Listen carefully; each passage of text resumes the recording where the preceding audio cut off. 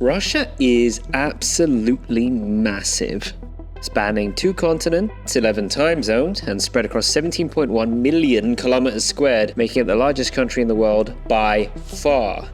It's a country with immense natural resources, especially oil and gas. Yet, much of this territory is paradoxically unproductive. It's too cold, treacherous, impenetrable, impassable, remote, muddy, marshy, frozen, or climatically variable for functional use. Consider the biomes. Extending Russia's latitude from the Pacific Ocean to the Ural Mountains is the taiga. These are immense forests, and they cover more than 60% of the country. They're situated just below the Arctic Circle in Siberia. Here, the winters last 6 to 7 months, reaching minus 25 degrees Celsius. And much of the soil is permafrost, meaning that agriculture and infrastructure is either challenging or impossible.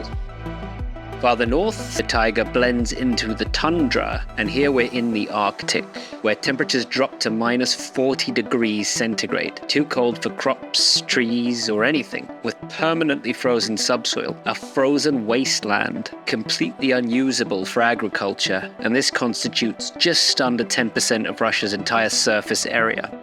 Most of Russia's land, then, is either impractical or impossible to inhabit or exploit. As a result, most Russians, around 3/4, live here, west of the Ural Mountains, the traditional dividing line between Europe and Asia. Here, the climate, continental and humid, is manageable. The soil arable, the winters, though cold, survivable. These are Russia's core territories.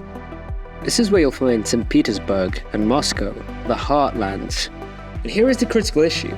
They're geographically very vulnerable. In the south, there's the steppes, huge flat grasslands with few serious natural barriers. These were the preferred invasion routes of the Mongol hordes. To the north is the North European plain. This is a gap between the Baltic Sea and the Carpathian Mountains, whose flat, open expanse provides direct access to the Russian core territories. By this route, Russia has been invaded by the Poles, the Swedes, the French, and the Germans twice. This flat, open corridor of land represents a critical vulnerability on Russia's western flank. This is why Russia seeks always to control its border states. This allows them to extend their frontiers and gain strategic depth. The idea is that such strategic depth would absorb and dilute the momentum of any invading forces. Consolidating defenses on land is imperative, because Russian capacity for sea power is weak. From Vladivostok in the far east to St. Petersburg in the west, Russian coastal waters freeze. This hobbles commercial and naval transit, restricting Russia's ability to project power.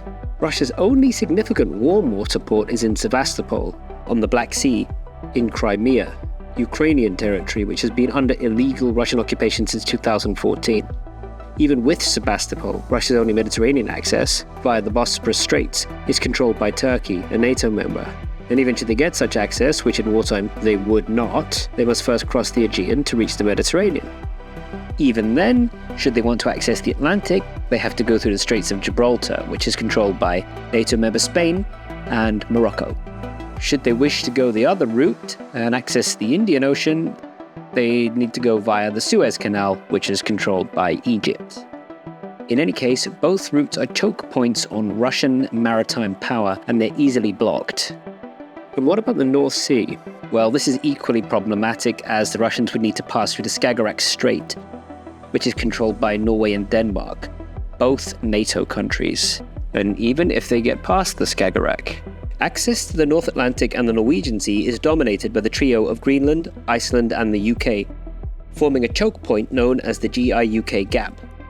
Should Russia seek to go the long way round from the Pacific, they'd have to travel via the Sea of Japan, which is controlled by Japan, a firm ally of the West. In sum, Russia is trapped by its own geography, with indefensible borders and poor maritime access, challenges which will continue to be a key strategic concern for the Federation in years to come.